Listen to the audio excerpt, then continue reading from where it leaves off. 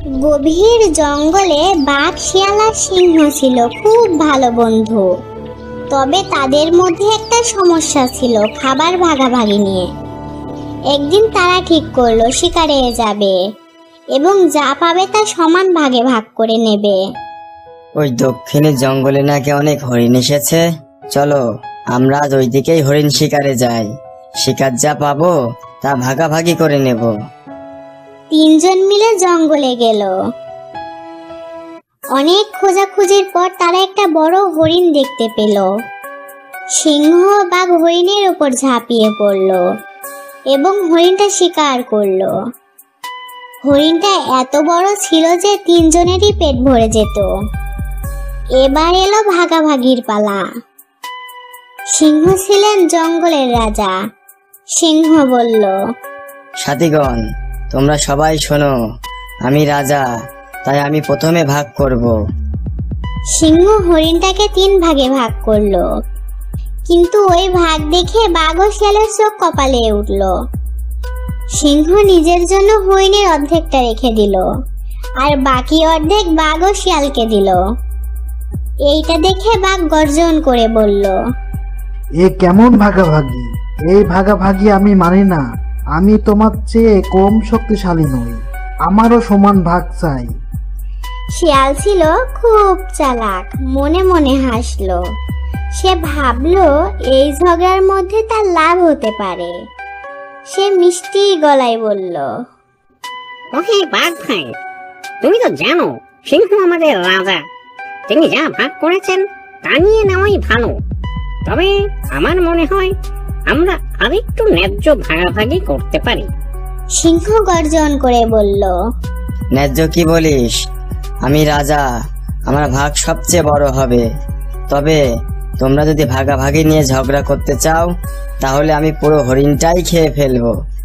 বাঘ রেগে গিয়ে বলল, ঠিক আছে, তাহলে আমরা লড়াই করে ঠিক করি কার ভাগ বেশি হবে। এদিকে শিয়াল ভাবলো, আরে এই তো সুযোগ। ওরা লড়তে লড়তে ক্লান্ত হয়ে পড়বে আর আমি তখন পুরো হরিণটা নিয়ে পালাবো। তারপর শিকারটা শুধুই আমার।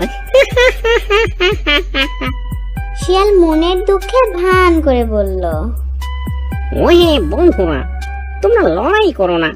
আমি তো ছোট্ট শিয়াল, আমার ভাগের অংশের জন্য তোমরা ঝগড়া করছো। এতে আমার খুব কষ্ট হচ্ছে। আমি বরং আমার ভাগ ছেড়ে দিচ্ছি, তোমরা দুজন মিলে ভাগ করে নাও। সিংহ আর বাঘ শিয়ালের কথায় খুশি হয়ে গেল। তারা ভাবলো শিয়াল তো বোকা, নিজের ভাগ ছেড়ে দিল এবং তারা দুজনেই লড়াই শুরু করলো। শেষে দুজনেই ক্লান্ত হয়ে মাটিতে পড়ে গেল। এদিকে শিয়াল চুপি চুপি শিকার করা হরিণ পুরোটাই টেনে নিয়ে জঙ্গলের ভিতর পালিয়ে গেল। যখন সিংহ আর বাঘ ঝগড়া থামিয়ে হরিণ খেতে এলো, তখন দেখলো হরিণ নেই, শিয়ালও নেই। বাঘ রেগে গিয়ে বলল, ওই শিয়ালটা তাহলে আমাদের বোকা বানিয়েছে। আমাদের লড়াই দেখে সুযোগ বুঝে ও শিকার নিয়ে পালিয়েছে। সিংহ হাসতে হাসতে বলল, হা হা হা হা, বাঘ ভাই, আমরা দুজনেই শক্তিশালী, কিন্তু শিয়ালের চালাকির কাছে হেরে গেলাম। এবার থেকে ঝগড়া না করে সমান ভাগ করে নেব। তারপর থেকে সিংহ আর বাঘ ঝগড়া করা ছেড়ে দিল। আর শিয়াল, সে তো জঙ্গলের অন্য প্রান্তে বসে হরিণের মাংস খেতে খেতে হাসছিল আর বলছিল, ওরা বনের রাজা ও শক্তিশালী হয়েও তো কোনো লাভ হলো না। আমার মতো একটা ছোট প্রাণীর চালাকির কাছে হেরে গেল। আজ আমার পেট ভরে গেল। কমপক্ষে 7 দিন আমাকে কোনো খাবারের সন্ধানে রোদ্দুরের মধ্যে বেরোতে হবে না। এখন আমি জঙ্গলের ভিতরে গিয়ে আরাম করে ঘুমাবো।